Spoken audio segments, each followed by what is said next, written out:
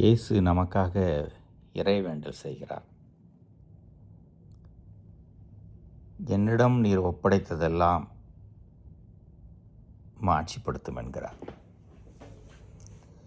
நான் இந்த உலகிற்கு வந்தேன், என்னுடைய பாடுகள், மரணம், உயிர்ப்பின் வழியாக உம்மை மாட்சிப்படுத்தினேன்.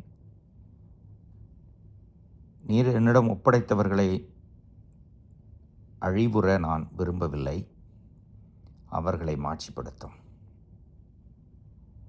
இயேசுவின் பாடுகளோடு நம்மை இணைத்துக் கொள்கிற பொழுது அந்த மாட்சியிலே நாம் பங்கு பெறுவோம். இந்த மாட்சி உலகம் சார்ந்ததல்ல. உடல், உலகம், பசாசு, தீமோ இதையெல்லாம் வெற்றி கொண்டு இயேசுவின் பாடுகளோடு நம்முடைய பாடுகளையும் இணைத்து இயேசுவின் மாட்சிக்கு முன்னேறி செல்வோம். அதான் நமக்கு அழைப்பு. அதற்கு புனிதம் ஒரு வழி. இயேசுவே தன்னை கொடையாக திருவருட்சாதன வழியாக கொடுக்கிற பொழுது அதை பெற்றுக்கொள்வது மற்றொரு வழி. கடவுள் மாட்சியிலே நமக்கு பங்கு இருக்கிறது. இது எவ்வளோ உன்னதம்! யாருக்கும் கிடைக்காத அற்புதம். முயற்சி செய்து பார்ப்போம்.